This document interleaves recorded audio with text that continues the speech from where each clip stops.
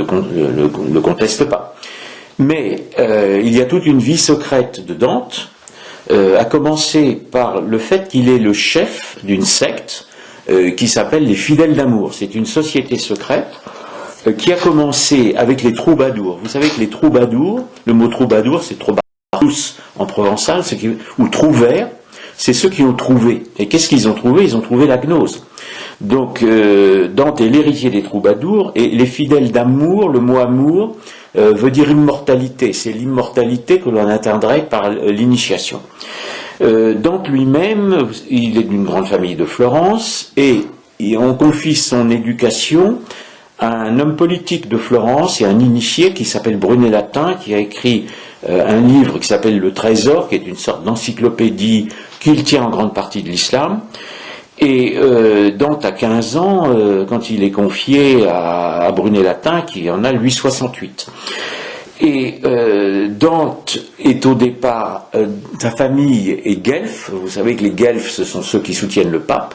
Et lui va aussi faire de la politique à Florence. Et lui, il va dresser la Toscane contre le pape. Donc voilà un poète soi-disant catholique qui se dresse contre le pape.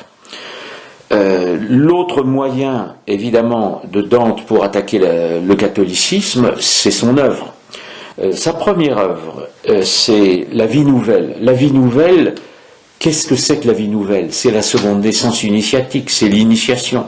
Dante a été initié très jeune par Brunet Latin, et qui lui a fait découvrir ce dont je vous ai déjà parlé, qui est le féminin ésotérique, n'est-ce pas?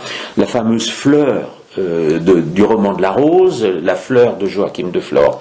Il est d'ailleurs très probable que Dante soit l'un des traducteurs du roman de la Rose en italien. La Vie Nouvelle, donc le féminin ésotérique, va prendre la figure de la fameuse Béatrice. Vous savez que Dante, très jeune, connaît cette Béatrice qu'il idéalise, magnifique poésie évidemment à partir de Béatrice, mais Béatrice va mourir en 1290, et Dante est inconsolable. Et il va se marier en 1292 et avoir plusieurs enfants. Donc la Béatrice que l'on va retrouver dans la Divine Comédie n'est pas la Béatrice réelle, c'est le féminin ésotérique transposé en Béatrice. Donc venons-en à la fameuse Divine Comédie qui est son œuvre principale. D'abord, dire que Dieu s'amuse, n'est-ce pas, le terme de comédie est lui-même assez irrespectueux, il faudrait plutôt dire tragédie en l'occurrence. À noter qu'elle est écrite après la condamnation des Templiers. Dante avait soulevé la Toscane contre le pape Boniface, et après le pape est Clément V, et vous savez que le Clément V est tellement menacé par les premiers nationalistes italiens qui sont anti-catholiques, comme le seront évidemment ceux du XIXe siècle, doit se réfugier en Avignon. Donc c'est en Avignon que Clément V va condamner les Templiers en 1312. Et Dante est peut-être secrètement templier. Un certain nombre de spécialistes de l'ésotérisme l'ont dit. En tout cas, sa Divine Comédie est écrite après, et elle reprend un certain nombre de thèmes qu'on a retrouvés dans l'ésotérisme des Templiers, et notamment, évidemment, l'ésotérisme musulman. Les sources de Dante pour la Divine Comédie ne sont pas des sources chrétiennes, mais ce sont des sources musulmanes, probablement à travers Brunet Latin. Deux exemples, c'est le voyage à travers les sphères. Dante a repris de l'islam, de l'ésotérisme musulman, toute la hiérarchie des mondes.